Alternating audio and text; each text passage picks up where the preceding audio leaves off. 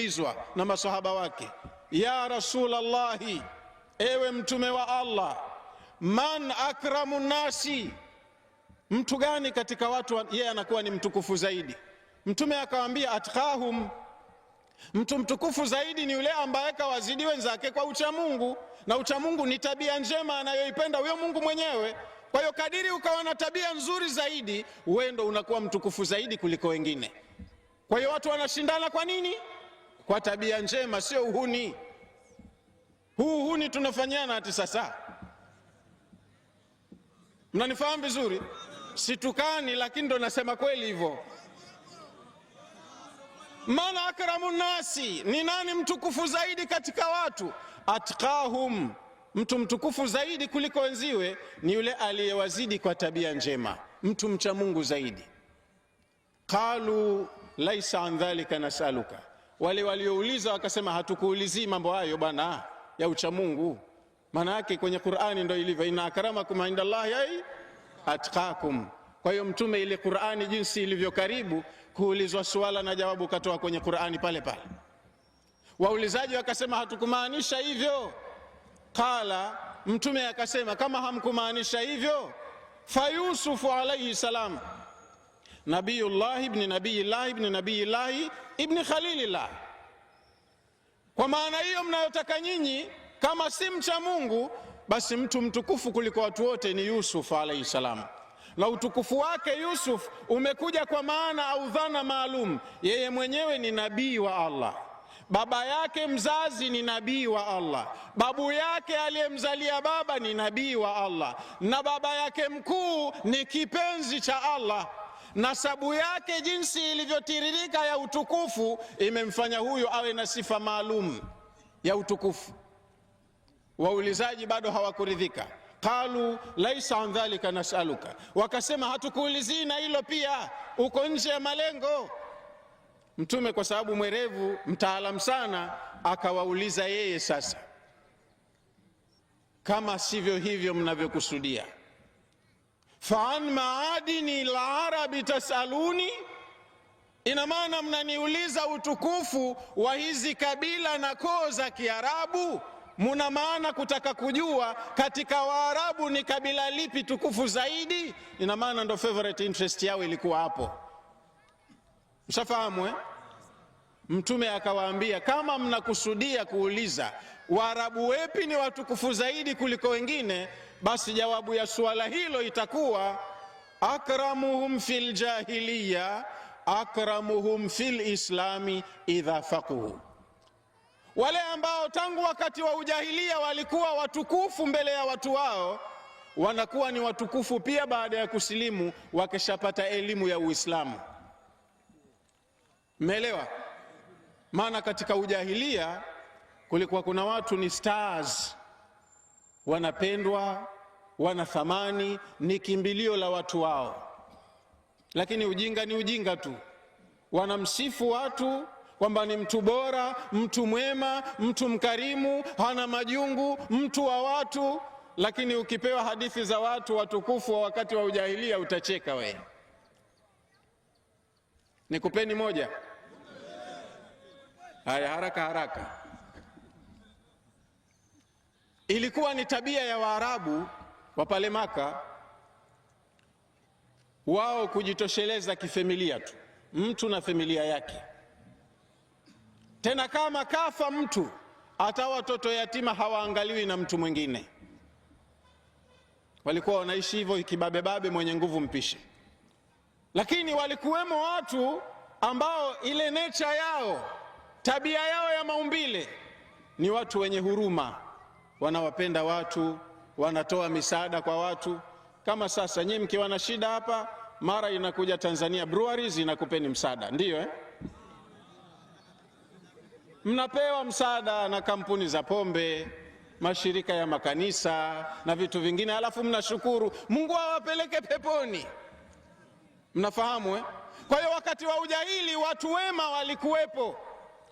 Kwa hiyo anaweza akatoka mtu yuko pale Maka ndo kwao, anaona familia fulani watu wake wanyonge sana, wanalala na njaa, basi anatoka yule mtu mkarimu, yule mtu anayekuwa anawathamini watu, anavaa vizuri silaha zake, anapanda farasi wake yule wa kupigania vita, analodi kila kitu, anatoka kwenda kwenye miji ya Waarabu wengine huko, anatafuta tajiri mwenye ngamia wengi, mwenye mashamba makubwa, au ana mali nyingi, mfanyabiashara maarufu, anapigana naye mpaka anamuua, anachukua mali, anakuja kuwapa watu wake wanyonge.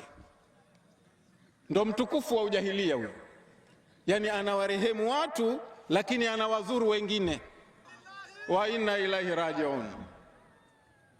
Hawaelewi vizuri principles of administration. Sasa katoka mtu hapa kenda kupiga watu wengine, anaua mtu na yeye ana jamaa zake, ana watoto wake, ana familia yake, kaua, kamuibia mali, kaja kufanya ukarimu huku kwao. Ndo watukufu wa ujahilia.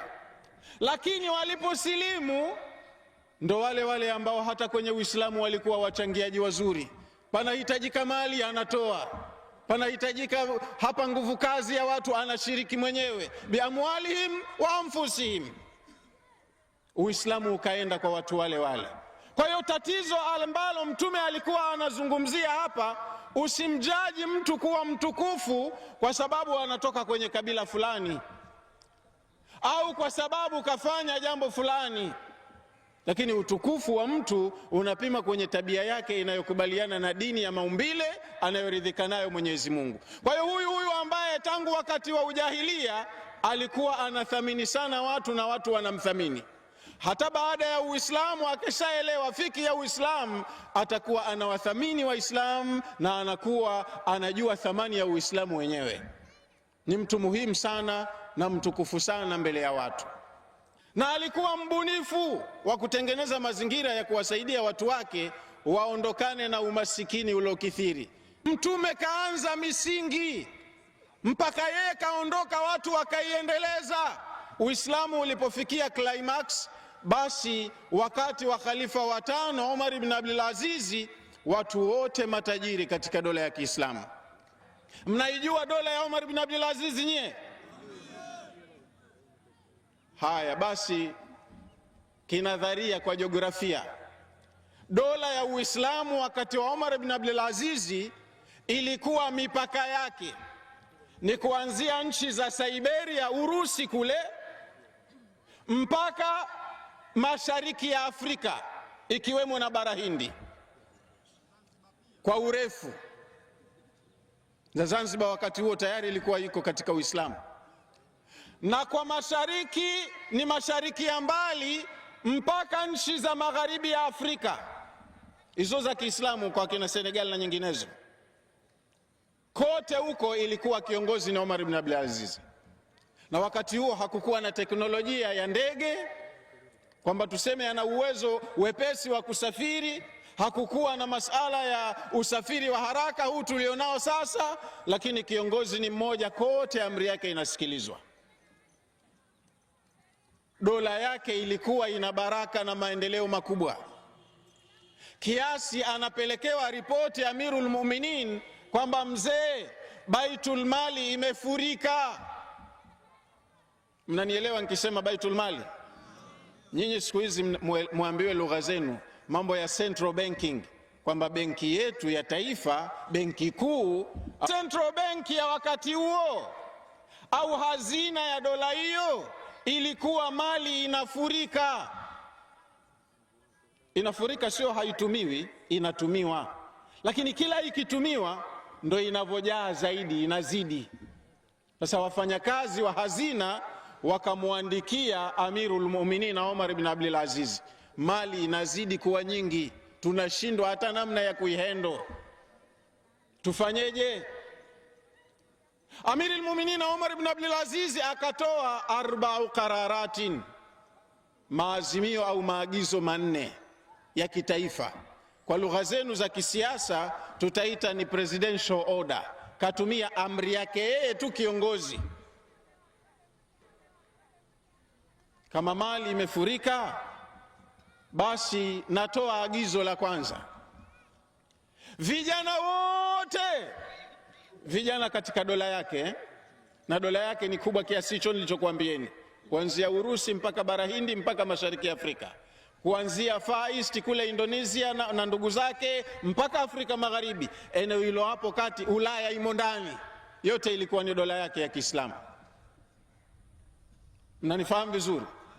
Katoa agizo lifike kwenye maeneo ya nchi nzima, vijana wote raia wake, yani vijana ambao hawajaoa, ambao wameshafikia umri wa kuoa, waoe. Gharama za harusi zao zitashughulikiwa na Baitul Mali. Mnanielewa nikisema? Ili afanye matumizi ya ile mali, na upatikane utaratibu wa kuweza kuihandle vizuri, akaitia katika matumizi yenye faida. Akasema basi tumieni pesa za Baitul Mali, pesa za umma, kuwafanyia harusi vijana mabarobaro waoe, na wari walokaa siku nyingi waolewe. Kwa hiyo kapiga jiwe moja kwa ndege wawili. Kwanza kasavu jamii yake, kaondosha tatizo, halafu akawa anafanya matumizi mazuri ya fedha ya umma. Agizo lilitekelezwa, vijana wote wakaoa, harusi zao zikagharamiwa na Baitul Mali, na mali ndo kama imetiwa mbolea, inazidi. Mzee, tumetekeleza agizo, vijana wote wameoa, lakini bado mali kama haijafanywa kitu. Akatoa agizo la pili. Sasa agizo la pili, angalieni watu masikini wote wa nchi hii, nchi kubwa kama hilo ninalokuambieni, watu masikini wote ambao hali zao za maisha ziko chini, waende Baitul Mali wakachukue mtaji ambao utawawezesha kujikimu. Yani kama mtu ni mfugaji, anao uwezo wa kufuga, aende Baitul Mali akapewe mifugo afuge. La, ni mtu mtaalamu wa biashara lakini mtaji hana, aende Baitul Mali akachukue mtaji afungue biashara. Mtaalamu wa viwanda lakini anahitaji mtaji, aandike tu project write up yake, nini anataka kufanya, pesa akachukue Baitul Mali. Watu wote masikini wakaenda wakachukua pesa ili ziwasaidie kujiinua kimaisha. Agizo na hili likatekelezwa. Masikini wale ambao wanajisikia sisi masikini wakaenda kuchukua mali, lakini mali ndo kwanza kama imetiliwa mbolea. Anaambiwa mzee, agizo la pili tumetekeleza, lakini bado mali ina tatizo, inazidi. Akatoa agizo la tatu, akasema basi agizo la tatu ninatoa, mtu yoyote anayedaiwa deni, ni agizo la kitaifa, angalieni, akalipe deni lake, achukue Baitul Mali akalipie deni.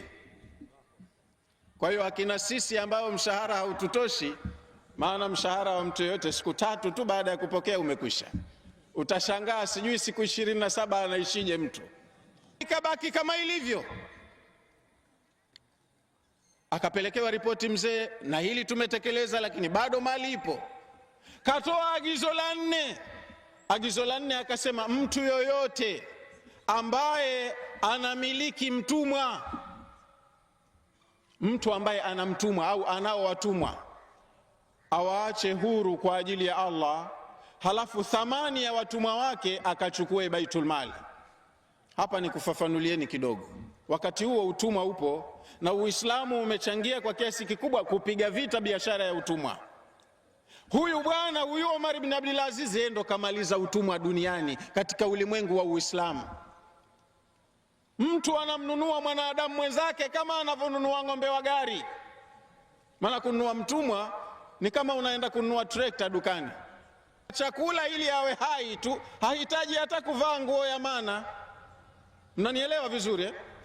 Kwa hiyo akasema watumwa wote watieni thamani mnavyotaka wenyewe, watieni bei kama mnawauza, hiyo bei mnayotaka mkachukue thamani yenu Baitul Mali, watumwa waachieni huru kwa ajili ya Allah.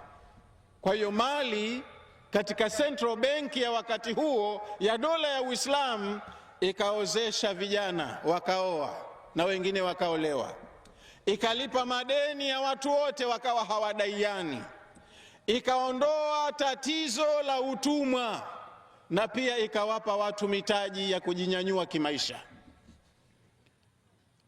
Mnaweza mkajiuliza, yalikuwa haya kweli au anatania? Wallahi si utani, ni kweli ilitokea. Na kwa nini ikawa hivyo? Yalikuweko mambo matatu muhimu. Amafundishwa imani, wakawa wanayo imani, wakawa ni waaminifu, wakawa ni waadilifu, na wakawa wacha Mungu. Napenda munifuatilie vizuri nikisema, isiwe nasema peke yangu hapa napiga kelele alafu mkawa hamnielewi. Watu huandaliwa. Watu hufanyaje? Huandaliwa. Kiongozi mzuri ni yule ambaye ana uwezo wa kutumia vipaji vya watu wake. Mtume wetu sallallahu alaihi wasallam, sifa yake inaitwaje kwenye dini? An-nabiyul ummiyu, mtume asiyejua kusoma na kuandika. Lakini alikuwa nao watu wake wa karibu, wasaidizi wake katika masala ya utawala, wataalamu wa kila fani, na alikuwa ana uwezo wa kutumia vizuri wataalamu wake. Ndo maana akafikia hatua kubwa ya maendeleo. Yeye analetewa wahai mtume kama mtume, lakini huyo anayemletea wahai anaambia hawa masahaba wako waombee msamaha, na kwenye maamuzi watake ushauri, shauriana nao. Kama mimi ningesema kwa nini nishauri watu wajinga, wenyewe nimewakuta washirikina hawa, wao wanisikilize mie kwa sababu napewa wahi, ingekuja kama hivyo kibri. Mtume kaambiwa ashauriane na watu. Omar ibn al-Khattab kasilimu mwaka wa 5, alikuwa jahili kupita kiasi, na kafanya mambo mengi wanayofanya majahili wenziwe. Alipokuja kupata nuru ya elimu kabadilika. Taaluma yake, profesheni yake, hata alipokuwa jahil ikaja ikaleta manufaa kwenye Uislamu baada ya yeye kuerevuka. Na ndo maana siku moja mtume aliulizwa na masahaba wake, ya Rasulallahi, ewe mtume wa Allah, man akramu nasi, mtu gani katika watu yeye anakuwa ni mtukufu zaidi? Mtume akawaambia, atqahum, mtu mtukufu zaidi ni yule ambaye kawazidi wenzake kwa uchamungu, na uchamungu ni tabia njema anayoipenda huyo Mungu mwenyewe. Kwa hiyo kadiri ukawa na tabia nzuri zaidi, wewe ndo unakuwa mtukufu zaidi kuliko wengine. Kwa hiyo watu wanashindana kwa nini? Kwa tabia njema, sio uhuni.